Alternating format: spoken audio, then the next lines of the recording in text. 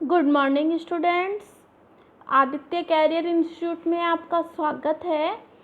कल हमने औसत लागत, औसत परिवर्तनशील लागत और औसत स्थिर लागत के बारे में डिस्कस किया था।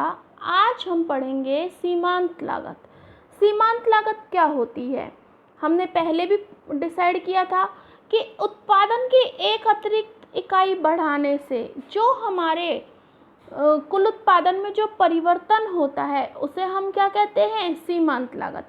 अल्पकालीन कुल उत्पादन में परिवर्तन के साथ उत्पत्ति की मात्रा में जो परिवर्तन होता है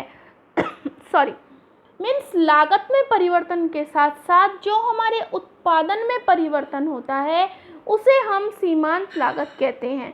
अर्थात जब फर्म द्वारा माल की एक अतिरिक्त इकाई को उत्पन्न करने से कुल लागत में जो परिवर्तन होता है, चाहे उत्पादन में परिवर्तन करें चाहे लागत में परिवर्तन करें, उसके उपरांत जो परिवर्तन होता है उसे हम क्या कहते हैं? सीमांत लागत कहते हैं।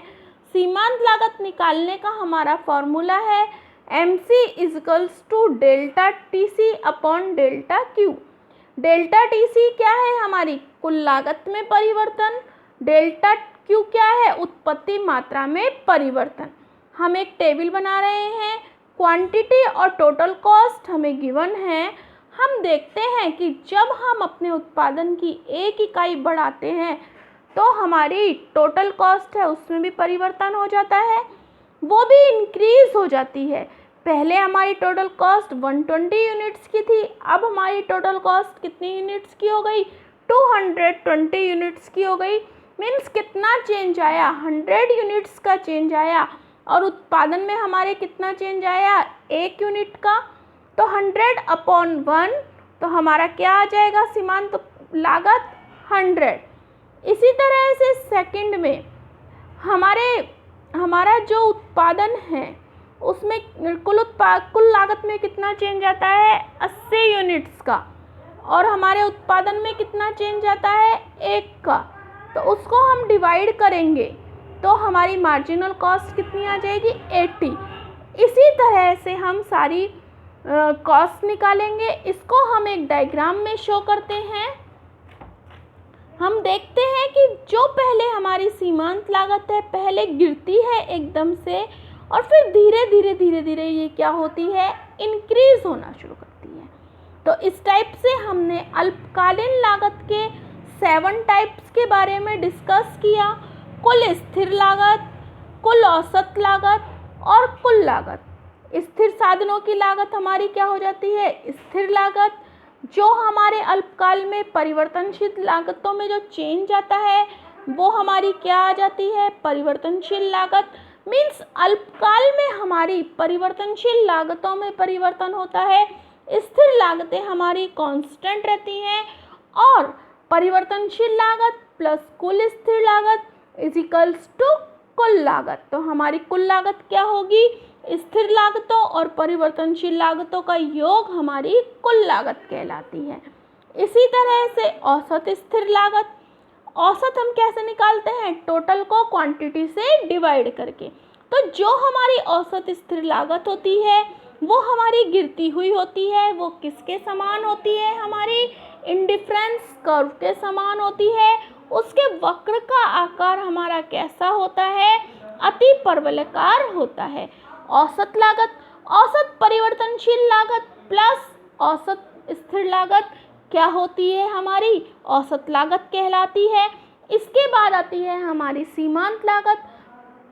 कुल लागत में परिवर्तन के बावजूद जो हमारे उत्पादन में परिवर्तन होता है उसे हम क्या कहते हैं? सीमांत लागत।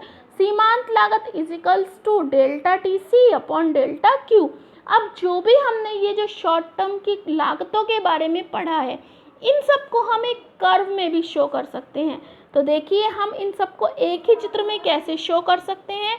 OY एक्सिस पर हमने सारी लागतों को शो किया है और OX अक्ष पर हमने क्वांटिटी ऑफ प्रोडक्शन को शो किया है। हम देखते हैं कि जो हमारी औसत स्थिर लागत है वो गिरती हुई होती है।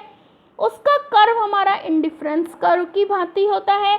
इसी तरह से जो मार्जिनल कॉस्ट है पहले गिरती है फिर बढ़ती है। हमारी जो औसत लागत है वो भी पहले गिरती है फिर बढ़ती हुई होती है।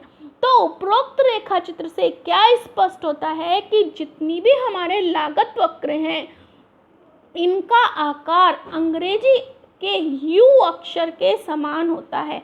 किसके समान होता है? यू अक्षर के समान होता है। उत्पादन का पैमाना बढ़ने के साथ साथ औसत स्थिर लागत हमारी क्या होती है? घटती हुई जाती है, इसलिए इसका आकार अति परवलयाकार होता है, रेक्टेंगल हाइपरबोला होता है।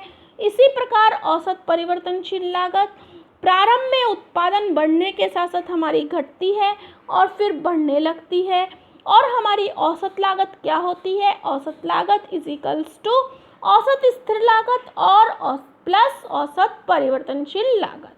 तो क्लियर?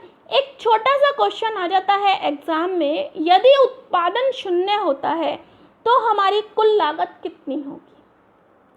उत्पादन 0 होता है तो हमारी कुल लागत कितनी होगी?